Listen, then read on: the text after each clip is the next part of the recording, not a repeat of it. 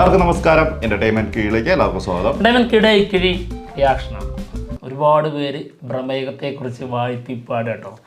വാഴ്ത്തിപ്പാടുമ്പോൾ നമുക്ക് മനസ്സിലേക്ക് ഇങ്ങനെ തോന്നുമല്ലോ, ഇതിപ്പോൾ നിർത്താൻ എന്താ ഈ മാർഗം എന്ന്. ഇങ്ങനെ നിരന്തരം വന്നുകൊണ്ടിരിക്കുകയാണല്ലോ. ഹൈ ശല്യോ. ഞാൻ ഇന്നലെ അങ്ങനെ ചിന്തിച്ചു, ഒരൊറ്റ മാർഗമുള്ളൂ. ഞാനിപ്പോൾ ആരുടെ ഭാഗത്തൊന്നും മനസ്സിലായി. സിനിമ ലവേഴ്സ് ഉണ്ടല്ലോ, അവരുടെ കൂടെ അല്ല, അപ്പുറത്തൊരു ടീമുണ്ട്, അവരുടെ കൂടെ ഒന്ന് സംസാരിക്കുന്നത്. ഇത് ഇനി ഒരു മാർഗമുള്ളൂ. ഇത് നിർത്തണമെങ്കിൽ സുൽഫിത്തല്ലേ, സുൽഫിത്താനോട് ചെന്ന് പറയണം. എന്ത്, ഈ സിനിമയിൽ ഒരു സാധനത്തിന് ചെങ്ങലക്കിടുന്നുണ്ട്. ആ ചെങ്ങലെടുത്തിട്ട് ആളുടെ കാലിലിട്ടിട്ട്, അതായത് വയറ്റില 369A എന്ന ഇല്ലത്തിൽ തളച്ചിടുക, പുറത്തേക്ക് വിടരുത്. പുറത്ത് വിട്ടാൽ ഇതൊക്കെ തന്നെ ഇത് തന്നെയായിരിക്കും സംഭവിക്കുക. സോഷ്യൽ മീഡിയ നിന്ന് നമുക്കറിയാം, ഇടയ്ക്കിടയ്ക്ക് വന്നിട്ട് ഒരു ഫോട്ടോ ഇട്ടിട്ട് കത്തിക്കും, അല്ലെങ്കിൽ എന്തെങ്കിലും ഒരു പുതിയ സിനിമയുടെ അപ്ഡേഷൻ കൊണ്ടുവന്നിട്ടിട്ട് കത്തിക്കും. അതാണ് സ്ഥിരം പരിപാടിയാ. ഇപ്പൊ സിനിമ റിലീസ് ചെയ്ത് കഴിഞ്ഞപ്പോഴും ആ റിലീസ് ചെയ്ത സിനിമ വെച്ചിട്ട് ആളി കത്തിച്ചുകൊണ്ടിരിക്കുകയാണ്. ഒരു രക്ഷയില്ലാതെ തീ പടർന്നുകൊണ്ടിരിക്കുകയാണ്. അതായത് നിറമില്ലാതെ നിറം ചാർത്തി കൊടുക്കും. അതുപോലെ അതാണിപ്പോ ബ്രഹ്മയുഗത്തിൽ കണ്ടത്. സത്യം. അതായത് കളറല്ലാത്തൊരു സിനിമയാണ്, പക്ഷെ നല്ല കളർ സിനിമ കളറാക്കി കൊടുത്തു. ഓക്കെ. പിന്നെ ശബ്ദമില്ലാതെ സോഷ്യൽ മീഡിയ കത്തിച്ചു കൊടുക്കുന്നുണ്ടല്ലേ, അതെന്താ ഫോട്ടോ ഒക്കെ ശബ്ദമില്ലാതെ വരുന്നത്. എന്താണ് ഏതായാലും ഭീകരം തന്നെ. ഞാൻ അങ്ങനെ ചിന്തിച്ച്, അതായത് കുറച്ച് വർഷങ്ങൾക്ക് ശേഷം, അതായത് കാലഘട്ടങ്ങൾ കഴിയും, നമ്മളൊന്നും ജീവിച്ചിരിപ്പില്ലാത്ത സമയം, അന്ന് നടന്മാരുണ്ടാവും, സിനിമകളുണ്ടാവും. അപ്പോൾ അന്നത്തെ നടന്മാർ ഓരോ കഥാപാത്രങ്ങൾ ചെയ്യാനായിട്ട് ഇങ്ങനെ ഇതിനെക്കുറിച്ച് വിലയിരുത്തുകയാണ്. അപ്പോൾ ഈ ഒരു രീതിയിലുള്ള കുറച്ച് പീരിയഡ് സിനിമ, കുറച്ച് കാലഘട്ടം മുമ്പുള്ള സിനിമകൾ ചെയ്യണം എന്നുള്ള രീതിയിൽ ഒരു സംവിധായകനോ എഴുത്തുകാരനോ ഒരു അന്നത്തെ ഏറ്റവും വലിയ നടനെ സമീപിച്ചു. അപ്പോൾ ഇതിങ്ങനെ വായിക്കണം, ഓ ഇത് പണ്ടൊരു നടനുണ്ടായിരുന്നു, അങ്ങനെ ചെയ്തു വെച്ചതാണ്, ഇനി ഇത് തൊടണോ? ആര്, മമ്മൂട്ടിയാണോ? അതെ മമ്മൂട്ടി ആണോ? എന്നത് വേണ്ട, നമുക്ക് വേറെ എന്തെങ്കിലും പിടിക്കാം, നമുക്ക് അത്രക്ക് വലിയ കാര്യങ്ങളിലേക്ക് പോകണം. സത്യം കേട്ടോ. ഇതൊന്നും ഇപ്പൊ നമുക്ക് ആരെ ഇഷ്ടമുണ്ട്, എത്ര നടന്റെ ആണ് ഫാൻസ് ആണ്, നല്ല ഇഷ്ടമുള്ള ആളാണെന്ന് പറഞ്ഞാലും അംഗീകരിക്കേണ്ട സംഭവങ്ങൾ നമ്മൾ അംഗീകരിച്ചു കൊടുക്കണം. അതായത് ഇപ്പൊ ഈ മമ്മൂക്ക ചെയ്തിട്ടുള്ള ഈ ബ്രഹ്മയുഗത്തിലെ ഈ ഒരു ക്യാരക്ടർ വേറെ ആർക്കും അത് എടുത്താൽ പൊന്തില്ല. ഉള്ള സത്യം പറഞ്ഞാൽ അത്ര തന്നെ ഉള്ളൂ, അത് എടുത്താൽ പൊന്തില്ല. കാരണം ആളുടെ കുറെ മാനറിസങ്ങൾ അതിനകത്ത് കാണിക്കുന്നുണ്ട്, അതൊക്കെ നമ്മളെ ഞെട്ടിപ്പോയി. അത് മമ്മൂട്ടി തന്നെ, മമ്മൂട്ടിയുടെ ഇതിന് മുൻപുള്ള കഥാപാത്രങ്ങൾക്ക് ഇടാത്ത സാധനങ്ങളാണ്. അതാണ് ഒക്കെ ഫ്രഷ്, പുതിയത്. ഇതിനു മുന്നേ ഇങ്ങനത്തെ ഈ നെഗറ്റീവ് ഷെയ്ഡുള്ള സാധനം ചെയ്തിട്ടുണ്ട്, പക്ഷെ അതിനകത്തൊന്നും ഇല്ലാത്ത കുറെ ഐറ്റം സാധനങ്ങൾ ഇതിനകത്ത് കൊണ്ടുവന്നിട്ടുണ്ട്. അത് വീണ്ടും പറയാൻ ഇതേ ഉള്ളൂ, തിയേറ്ററിൽ പോയിട്ടിരുന്ന് കാണണം, എന്നിട്ട് ഞെട്ടുക. അത് എടുക്കൂല, അത്ഭുതപ്പെട്ടിരിക്കും. അതെ. അതായത് ഈ സിനിമയുടെ, അതായത് ഫസ്റ്റ് തുടക്കം മുതൽ ലാസ്റ്റ്, ഇപ്പൊ ചിലരൊക്കെ പറഞ്ഞിട്ടുണ്ടായിരുന്നേ, അതായത് കുറച്ച് സമയം എടുത്തു യൂസ്ഫുൾ ആവാൻ, അതായത് ബ്ലാക്ക് ആൻഡ് വൈറ്റ് എന്നുള്ളത് കൺവീൻസ് ചെയ്ത് വരാനേ. അങ്ങനെ തോന്നിയിട്ടില്ലായിരുന്നു കേട്ടോ ഞങ്ങൾക്ക്. നമ്മുടെ ഒരു കാഴ്ചപ്പാടിലാണ് പറയുന്നത്. നമുക്കത് കയറി സ്റ്റാർട്ട് ചെയ്ത് കഴിഞ്ഞ് ആ സ്റ്റാർട്ടിങ് ബ്രഹ്മയുഗം എന്നുള്ള ടൈറ്റിൽ കാണിക്കുന്നതിന്റെ തൊട്ട് മുന്നേ തന്നെ നമ്മൾ അതിൽ നിന്നൊക്കെ വിട്ടു, ഇത് ബ്ലാക്ക് ആൻഡ് വൈറ്റ് ആണെന്നുള്ള കാര്യം മറന്നു പോകും.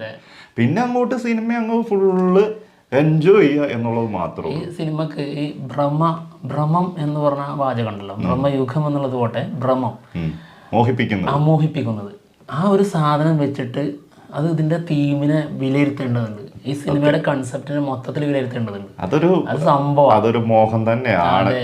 മോഹിക്കുന്നവർക്ക് എല്ലാവർക്കും അതില് വീഴ്ച മാത്രമേ ഉള്ളൂ, എല്ലാവർക്കും സംഭവിക്കില്ല. അത് കുറെ സംഭവങ്ങളുണ്ട്, അത് നമ്മൾ പിന്നൊരു ദിവസം ഡീകോഡിംഗ് ആയിട്ട് തന്നെ ചെയ്യാം. കാരണം ഇപ്പൊ ആരും കണ്ടു കഴിഞ്ഞിട്ടില്ല. നമുക്കേ നമ്മുടെ ആര്യൻ രമണി ഗിരിജ വല്ലവൻ ആള് സോഷ്യൽ മീഡിയയിൽ എഴുതിയ ഒരു സംഭവം നമുക്കൊന്ന് വായിക്കാം. ബ്രഹ്മയുഗം സിനിമയിൽ ക്രൗര്യതയുടെ ആൾരൂപമായി നിന്നിങ്ങനെ ആടിത്തിമിർക്കുന്നത് കാണാൻ എന്താ രസം. നമ്മൾ വിചാരിക്കും ഇതാണ് അദ്ദേഹത്തിന്റെ ഏറ്റവും അൾട്ടിമേറ്റ് എന്ന്. അതൊരു സത്യം. ആളിത് എങ്ങനെ എഴുതിയുള്ളതെന്ന് വ്യക്തമാണ്. സത്യം. ഇതിന്റെ ഒരു എക്സൈറ്റ്മെന്റിന്റെ ഒരു പീക്ക് ലെവൽ എന്ന് പറഞ്ഞ സാധനമുണ്ട് സിനിമ കാണുമ്പോൾ. ഇപ്പൊ സത്യമായിട്ട് ഞാൻ പറയും, ഇവൻ മറന്നു പോയിട്ടുണ്ടാവും, എനിക്കറിയില്ല. ഇന്നലെ തിയേറ്ററിൽ നിന്ന് ഇവൻ എന്നോട് പറഞ്ഞ കാര്യം അത് ഇതാട്ടോ ബെസ്റ്റ് എന്നോട് പറഞ്ഞതാ. ഇതാണ് ഇതിന്റെ മേലേക്ക് ഇനി ഇല്ല എന്ന് പറഞ്ഞതാണ്. സത്യം പറഞ്ഞാൽ നമുക്കും അത് കാണുമ്പോൾ നമുക്ക് ഓട്ടോമാറ്റിക്കലി നമ്മുടെ തോന്നുന്നൊരു സംഭവം ഇതിങ്ങനെ ഏറ്റവും അതെ, ഏറ്റവും കാരണം ആള് ചെയ്തു വെച്ചിരിക്കുന്ന ഒരുപാട് കഥാപാത്രങ്ങളുണ്ട്, വലിയ സംഭവമായിട്ടുള്ള കഥാപാത്രങ്ങൾ, അതുക്കും മേലെ നിൽക്കുന്ന കഥാപാത്രമാണത്.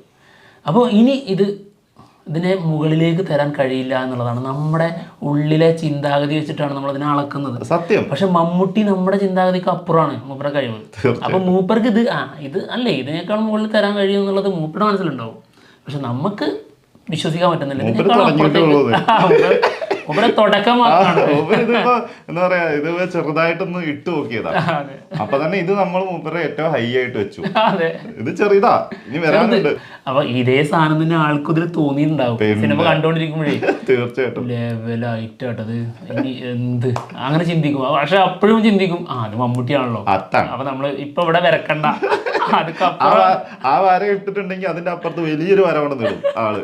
അതിനെ മറികടന്നിട്ട് അതിന്റെ അപ്പുറത്ത് ഒരു വര ഇടും. അതെ. അപ്പൊ അങ്ങനെ അളക്കണ്ടെന്ന് കരുതി. അതുകൊണ്ടാണ് ഏവയുടെ ശേഷം പറയുന്നതാണ്, ആശാൻ ഈ ചിത്രത്തിൽ എന്ന പോലെ തന്നെ നമ്മളെ ഞെട്ടിക്കുന്ന അടുത്ത കഥാപാത്രത്തെ മനസ്സിൽ ആവാഹിക്കുകയായിരിക്കുന്നത്. നമ്മളിങ്ങനെ കരുതി നിൽക്കുകയാണ്, ഇത് ഇത്രയും വലിയ സംഭവം തന്നെയാണല്ലോ, ഇനി ഇതൊക്കെ അപ്പുറമൊന്നുമില്ല.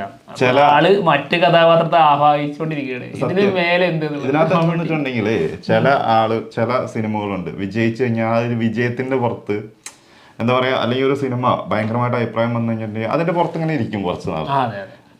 മമ്മൂക്കേന്റെ കാര്യത്തിൽ അങ്ങനത്തെ ഒരു സാധനം നമ്മൾ ഇതുവരെ കണ്ടിട്ടില്ല. ഇതില് തീർന്നോടത്ത് അങ്ങേരും തീർന്നു, ഇനിയിപ്പോ ഈ സിനിമ പരാജയം അല്ലെങ്കിൽ അഭിപ്രായം ഇല്ലെങ്കിൽ പോലും ആളടുത്ത സിനിമയ്ക്ക് അടുത്തതിന് വേണ്ടിയിട്ടുള്ള അവിടെ ഒരുക്കിക്കൊണ്ടിരിക്കുകയായിരിക്കും. ഇരുമ്പ് ഒരുക്കിക്കൊണ്ടിരിക്കുകയായിരിക്കും. അത് ഇതിനേക്കാളും ബെറ്റർ ആയിട്ട് എങ്ങനെ ചെയ്യാം എന്ന് ചിന്തിച്ചുകൊണ്ട് വരാനിരിക്കുന്നല്ലേ, വെറൈറ്റീസ് അല്ലേ വരാനുള്ള. തകർക്കട്ടെ. എന്തായാലും സോഷ്യൽ മീഡിയ കയറിക്കഴിഞ്ഞാൽ ഇപ്പോൾ, അതായത് കേരളത്തിൽ നിന്ന് മലയാളികൾ മാത്രമല്ല അതിനെക്കുറിച്ചുള്ള അഭിപ്രായം പറയുന്നത്, മറ്റു സെൽവരാഘവനൊക്കെ പറഞ്ഞേക്കുന്നത് ആള് കൊടുത്തിരിക്കുന്ന ഇതാണ് എന്നും ഒരു അത്ഭുതമാണ് മമ്മൂക്ക എന്ന് പറഞ്ഞത്. അത് ഈ കഥാപാത്രം ചെയ്യാൻ മമ്മൂക്ക അല്ലാണ്ട് കേരളത്തിലെന്നല്ല ഇന്ത്യയിൽ തന്നെ വേറെ ആളില്ല. ഇന്ത്യയിൽ നിന്നല്ല, ഇനിയിപ്പോ പുറത്തോട്ടാണെങ്കിലും ഞാൻ ആലോചിച്ച് നോക്കുന്നുണ്ട്, ഇങ്ങനത്തെ ഈ രീതിയിൽ ഒരാൾക്ക് ചെയ്യാൻ പറ്റില്ല. കാരണം കുടമൺ പോറ്റി എന്ന് പറഞ്ഞാൽ അത് മമ്മൂക്ക. അതിന് മാറാൻ പോകും. അതിനി എത്ര ആരൊക്കെ എന്തൊക്കെ വായ്ത്താളം ഇട്ടാലും അതിന്റെ അപ്പുറത്തേക്ക്, അല്ലെങ്കിൽ മമ്മൂക്ക ചെയ്തു വെച്ചതിന്റെ അപ്പുറത്തേക്ക് ഒരു ഇഞ്ച് അനക്കാൻ ഒരാൾക്ക് പറ്റില്ല. അതാണ് അതിന്റെ ഒരു സത്യം. അത് ഓരോ നടന്മാരുടെ അങ്ങനെ കേട്ടോ, അവരുടെ ബെസ്റ്റ് എന്ന് പറയുന്നത് അങ്ങനെ തന്നെയാണ്. അത് വേറൊരാൾക്കും അത് തൊട്ടാൻ പറ്റില്ല, തൊട്ടാൻ പോളൂ. അതായത് ആൾക്ക് ഒരുപാട് കഴിവുകളുണ്ട്, അത് എല്ലാം അത്യാവശ്യം യൂസ് ചെയ്തിട്ടുണ്ട്. എന്താണെങ്കിലും പോകുക, കാണുക, അഭിപ്രായം പറയാ, എന്നിട്ട് പറയാ അതെ ഇഷ്ടായി എന്നങ്ങ് പറയാ, എന്നിട്ട് ഒരു കൊല ചിരി വിരിച്ചൊരു ഇരുത്തം.